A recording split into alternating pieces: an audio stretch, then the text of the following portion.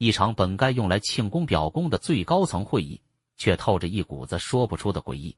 官方的通稿、新华社和人民日报的原文，拿在手里一个字一个字的抠，味道就全变了。你看这句解开所有谜团的钥匙，通稿里写着：日前，习近平主持召开中央政治局常委会会议，专门听取纪念活动总结报告。短短一句话，藏了至少3层猫腻。一个本该用来彰显团结、宣告胜利的最高会议，为什么连一个确切的日期都不敢给？如果常委会开得顺风顺水，内部高度统一，那宣传上一定是敲锣打鼓，恨不得用大红标题写上某月某日，中央政治局常委会胜利召开。一个明确的日期，是权威，是自信，是一切尽在掌握的政治宣言。而一个模糊的日前，潜台词是什么？是这事儿咱们前几天就顺便办了，不重要，不是什么大事。他们有意的不让这场会议成为一个独立扎眼的政治事件，把它降格成一次程序性的汇报。更有意思的是，第二个反常之处藏在动词里，专门听取总结报告。经常读党八股的朋友都知道，常委会的用词是有一套严格规矩的。如果开的是，一定是研究了某个事项，并做出了重要部署，或者决定了某个事项。研究和决定分量极重，代表着共识与最高指令。可这次呢，只有一个非常被动的词，听取。不研究，不决定。这信号已经非常明确了，谈崩了，这个板拍不下去。很多朋友马上会问，不对啊，现在的常委不都是习家军吗？7个人铁板一块，怎么可能连个共识都搞不出来？你这个问题恰恰问到了整件事最要害的地方。正因为一个本该是铁板一块的班子，居然连一个决定都做不出来，这反而暴露了当天会议的真相，远比我们想的要复杂。这强烈的暗示着，那天坐在会议室里拍板的，很可能不止这7个人。那些名义上退休了，但仍在中央有发言权的老人们，也一并过来了。这帮老家伙一进场，投票的基数就变了，气氛就完全不一样了。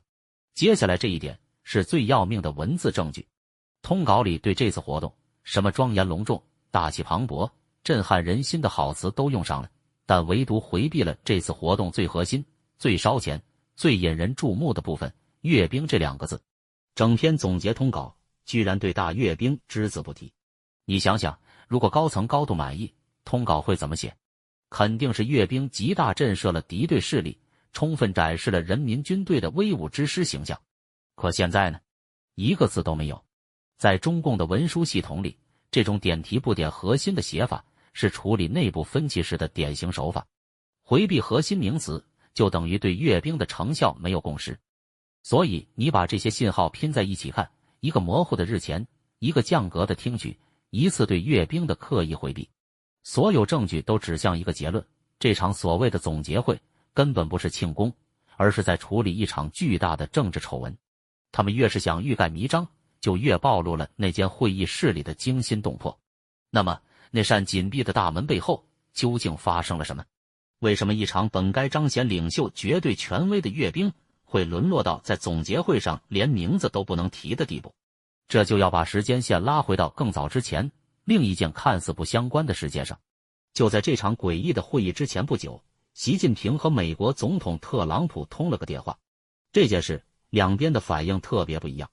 中国这边，人民日报就用了一句话搞定：9月19日晚，国家主席习近平同美国总统特朗普通电话。没了，就这么10几个字。这也太不正常了。中美关系决定着共产党的命运，两国元首在关系紧张时刻的通话，没有比这个更大的事了。结果就一句话，这里面甚至还藏着一个文字游戏，如果你不小心，会把特朗普通电话念成普通电话。人民日报在用这种方式向全民暗示，这通电话不重要，就是个普通寒暄。可你反观美国那边，白宫长篇大论，川普本人更是在社交媒体上兴奋地宣布，跟习主席的通话成效显著，并且直接抛出了干货。TikTok 在美运营的问题谈定了，一部分要卖给美国公司，这就很有意思了。一件让美国总统如此兴奋的成果，在中国这边却被刻意淡化成一通普通电话。这说明什么？说明北京这边，尤其是最高层，对这个通话结果是极不情愿，甚至是感到屈辱的。TikTok 是什么？是土共搞大外宣、输出软实力和刺探情报的两大命脉。之前咬着牙宁愿关了也不卖，怎么突然就松口了？北京传出的消息是，习近平被军方和党内老人压着，逼着他必须改善对美关系。原因很简单，川普要对中国购买俄罗斯石油加征100%的2级关税，欧盟也在美国的压力下准备跟进。如果这笔关税加上去，中国的经济就不是硬着陆的问题，而是直接坠毁。在巨大的经济压力和内部的威逼之下，他才勉强答应通这个电话，做出了让步。现在你把这两件事连起来看，逻辑就通了。正因为在对美关系上做出了令党内强硬派和既得利益集团不满的巨大让步，最高领袖的权威受到了前所未有的质疑。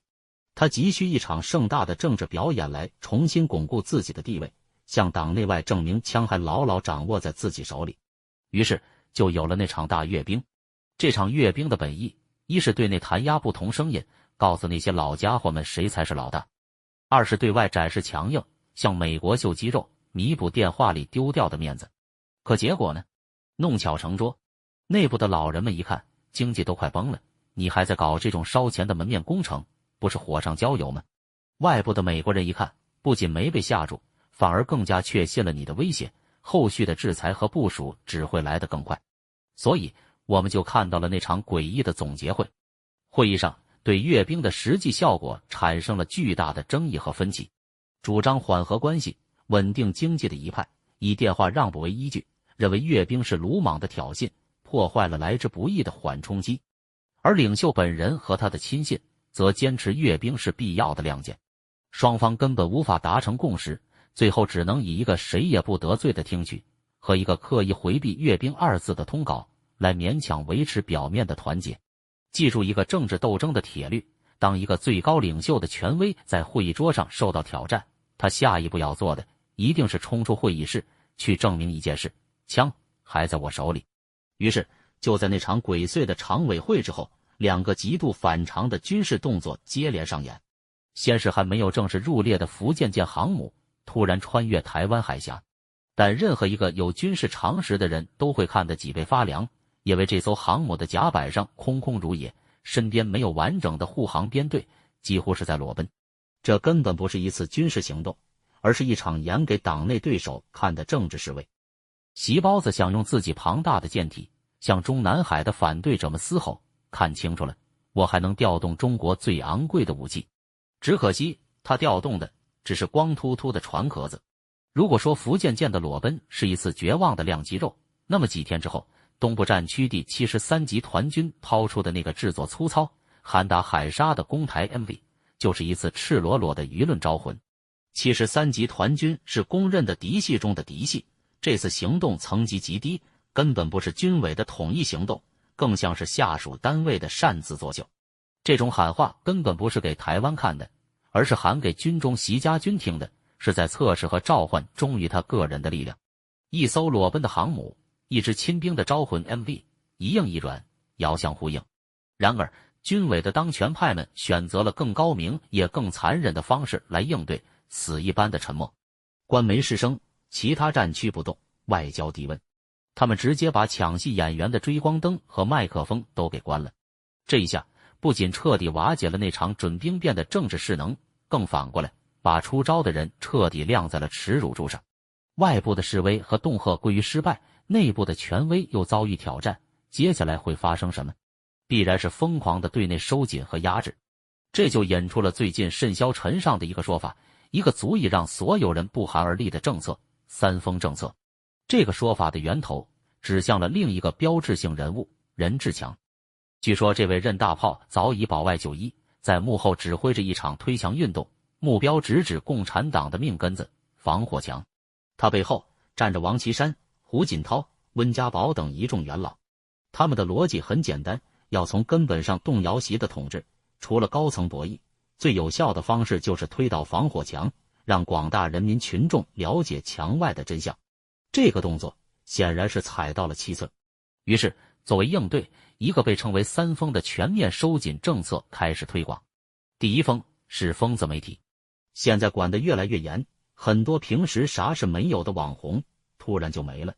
一个姓胡的小伙子直播的时候，生怕说错话，别人一提敏感词马上就掐断，躲得那么小心，还是没躲过。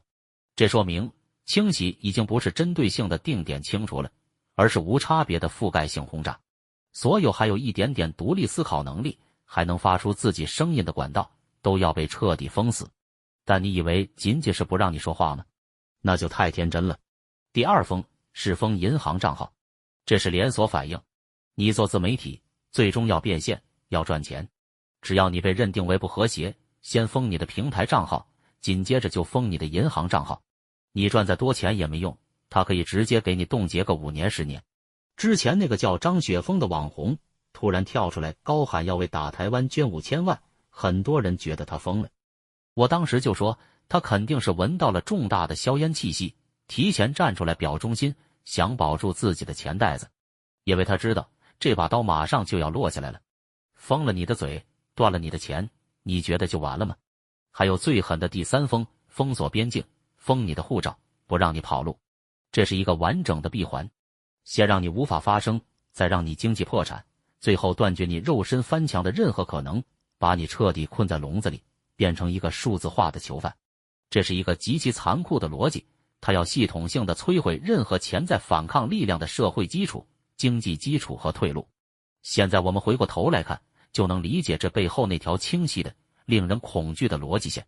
从一场外交上的被迫让步，到一场内部会议的权力博弈失败，再到一系列疯狂的军事表演和最终降临到每个人头上的3封政策。这不再是简单的政策调整，而是一个系统在感到致命威胁时所开启的自我毁灭模式。